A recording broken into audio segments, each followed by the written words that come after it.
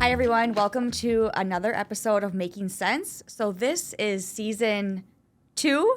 As you can see, we've done some revamping to the room. We did some nice paneling, and the arrow is back up. This is season 2. We've had such positive feedback about the series that we're diving into another 10, 15 episodes. So to kick it off, I have Scott Bender with me, who is a senior commercial banker.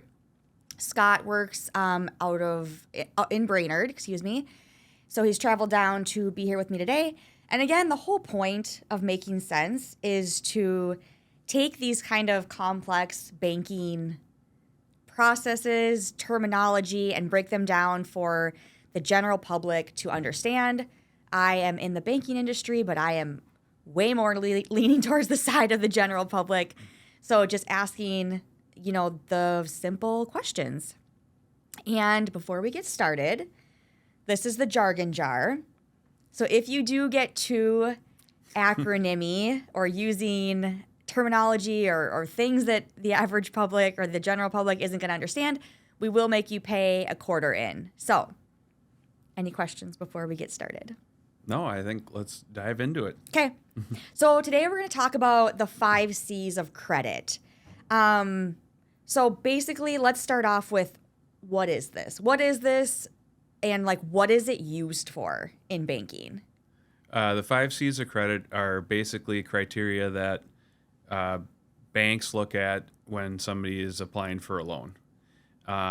It's character, capacity, collateral, condition. Forgot the 5th one.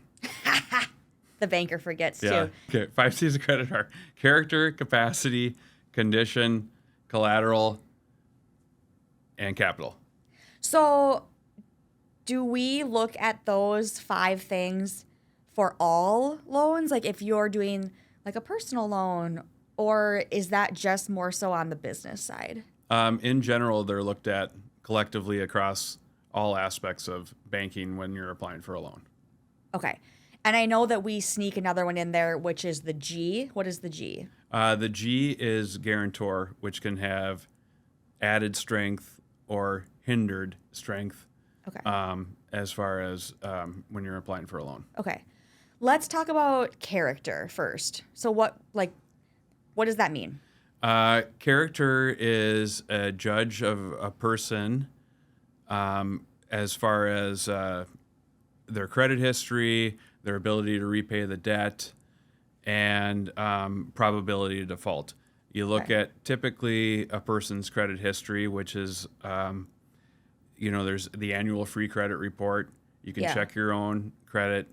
Otherwise, it's, we pull it from one of the 3 bureaus and look at a FICO score is what it's called. Mm-hmm. And that's their ability to repay the debt. We look make sure there's no late pays, charge-offs, anything like that. Perfect credit, you get a better interest rate. Yeah, because you're less of a risk for the bank. Mm-hmm. Lower credit, you still may do the deal, but there might have to be a co-signer or something along those lines. Okay, so when you're talking about or when you're looking at character, I know you talked about you look if they have late payments. Is that in regards to their credit card or just in regards to other loans that they have? Are you just looking at, is there anything else that makes up the character component besides just the credit score? I would say relationship known to the banker. That's another character model. Sometimes college kids, they don't have credit. So they're coming into a loan process blind. So a lot of people have to take a risk on a credit, on a student, for instance. And so we've kind of talked about a good way to build your credit would be, hey, the college kids get a credit card, charge your gas to it and pay it off every month to try and help build that credit for when you do essentially want to apply for a loan. Yeah. PSA to college kids out there, if you don't have a credit card, get a credit card, but pay it off. Yes. Okay. Okay, let's move on to capacity. What is that? Capacity means a couple different things. It's what your debt to income ratio, which is how much debt a person has to the income that they make. Typically, you want to be under, 43%, or I think that's the number that typically banks use on the average, anyways. And that's on the personal side of things, and on the business side of things, it's the capacity to repay the debt, or based on how much income they generate from the business or rental income. Okay. To pay the loan back. If it's a owner occupied property, you usually have the operating entity, the one that. Oh, now I'm going way into that, isn't I? Aren't I? Wow. Maybe put a quarter in. Let's just take a step back here. Yeah. Now I'm getting confused. Okay. Okay. Owner operated something. So cash flow on the Yeah. business side is looked at as it's called debt service coverage. Okay. For every dollar in debt you have, we like to see $1.20 in profit. I've never heard that. That's interesting. So that's on the business side of things. Wait, question. Yes. In profit, as in, like your Net year. income. Your net income, Correct. not your gross income. No. Okay. Got Not it. your gross. Interesting. That's cool. Okay. Sorry. Yep. Continue. Capacity. Yeah. So then we look at that, and at least so if they're at a 1.2 to $1, then that's generally a good loan, so Okay. to speak. 1-to-1 is break even. Under 1-to-1 probably wouldn't do the deal. Okay. And then same thing on the personal side. If their debt to income is really high, the ability to repay the debt goes down quite substantially because they don't have enough income to support the debt.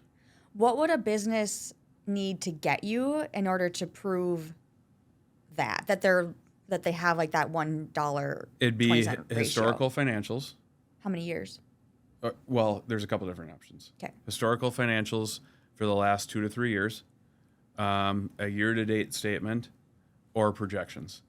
Okay. Projections, that one you kind of look at with a grain of salt because they're coming into you blind with it.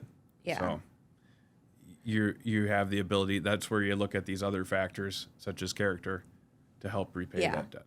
Would the projections be for, like, would they have to get you that in addition to those other ones that you talked about, or would projections be for a new business? Both. Okay. It kind of depends on the situation. For a new business, for sure. Okay. Yeah. And then how do you okay, let's say you're under $1, whatever your ratio was. You're under $1. How do you get better? Just make more money? Or less expenses. Okay. Yeah. Yeah. So it'd be either you'd have to do one of two things. You'd have to either increase revenues, Yeah. or income, or decrease your cost of goods, or decrease operating expenses Okay. to help better that. Yep. Okay. Let's move on to number 3, capital. Okay. Capital is how much money are you putting down on a project? Like a down payment? Yep. Oh. Yep. And how much liquidity, that could be another item. Liquidity. As in how much cash. how much cash does a person have? Okay. Yeah. So capital is synonymous with down payment. Synonymous with down payment and overall additional cash to service the debt as well. Okay. Okay. Collateral.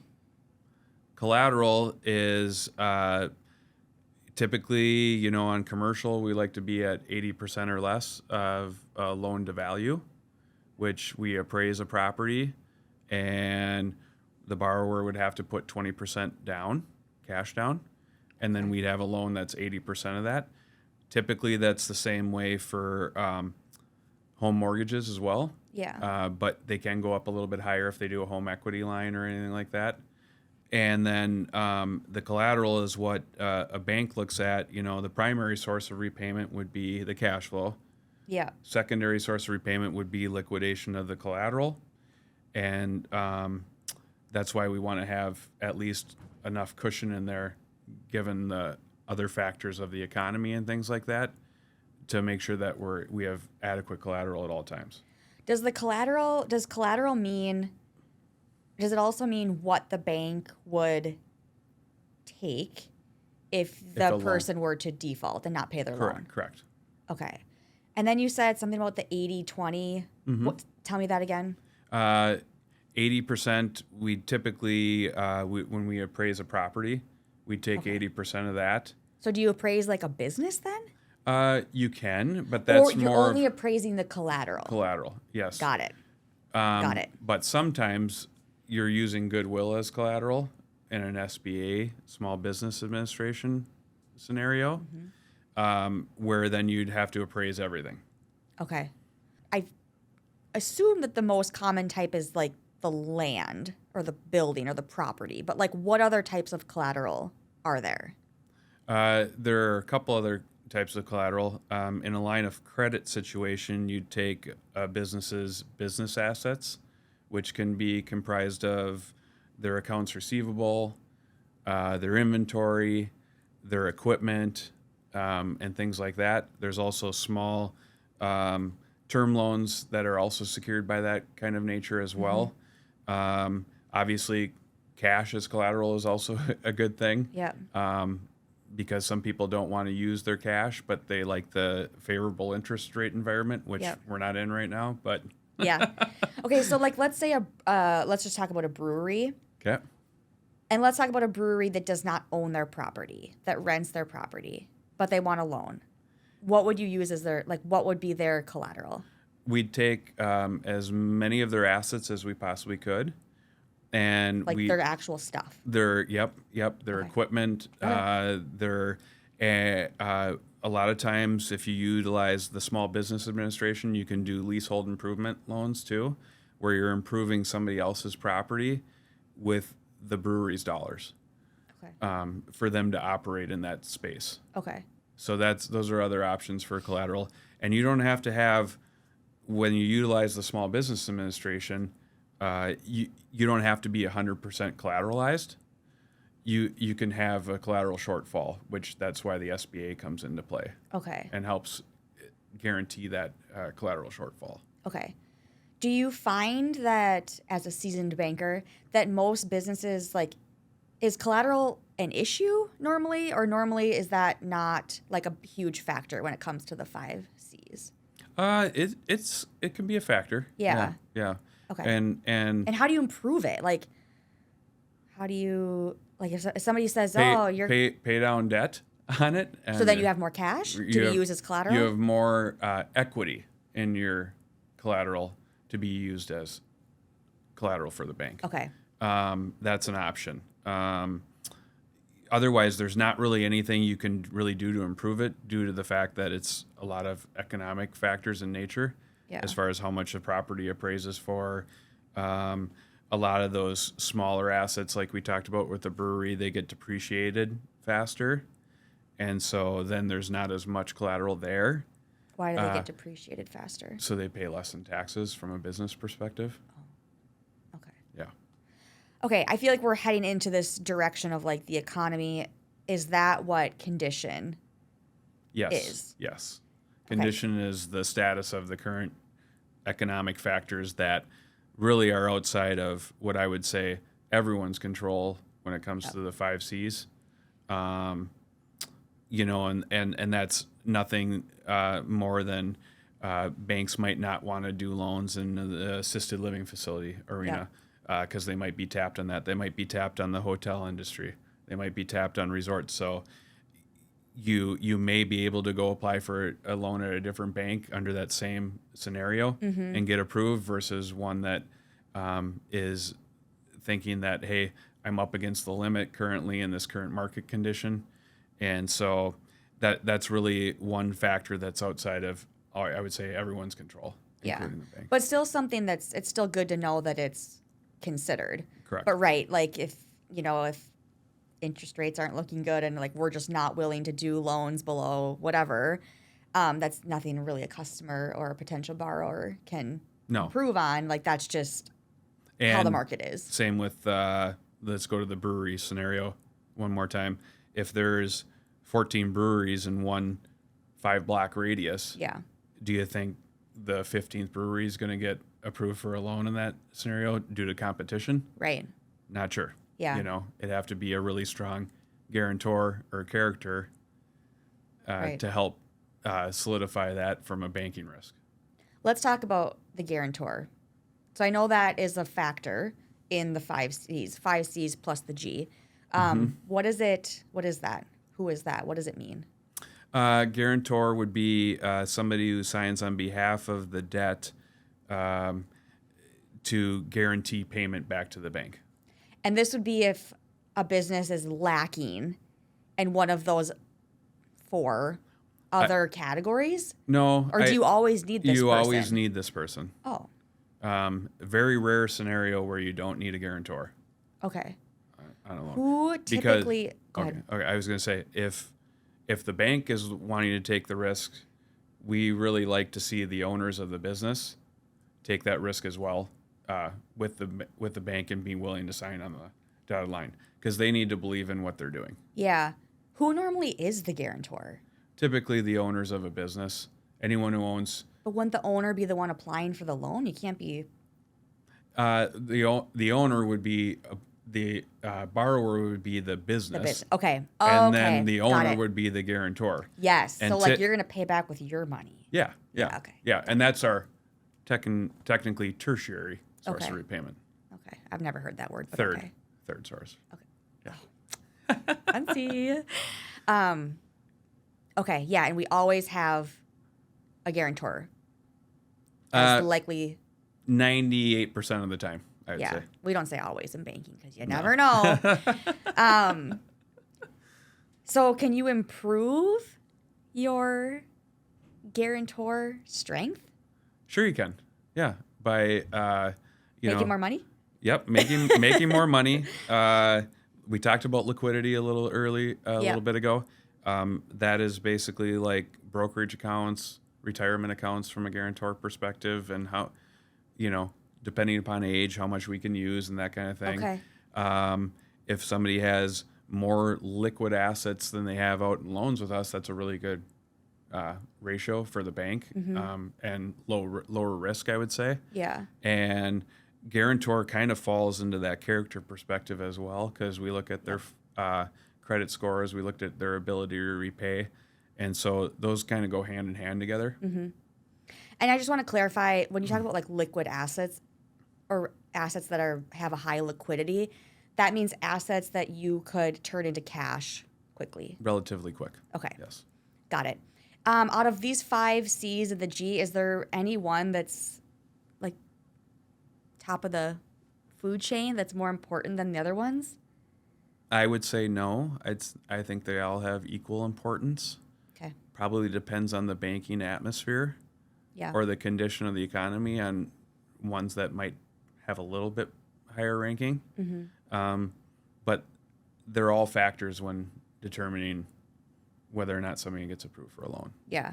I think that this is just really good knowledge to have, for a business who's looking to apply for a loan. It's like, I don't know. What am I supposed to have? Like, what makes a bank, say yes or no? So just having that kind of general knowledge and being able to assess their business, like where they're at that point, I think is really, really great and helpful. So is there anything else that you'd like to add?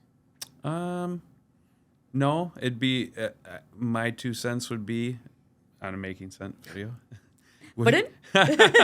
would be trust your banker. Yeah. And make sure that your banker has knowledge of the approval process and underwriting criteria when going into a certain project or applying for a new loan. Yeah. Awesome. Okay, if you heard it here first from Scott, pick a good banker, hopefully from NBC. Thank you, everybody, for joining us back on our first episode of Season 2. Thank you, Scott, for joining me. You did great. Again, it's always great to have you back in the seat. And we'll see you next time. Thank you. Thanks for having me.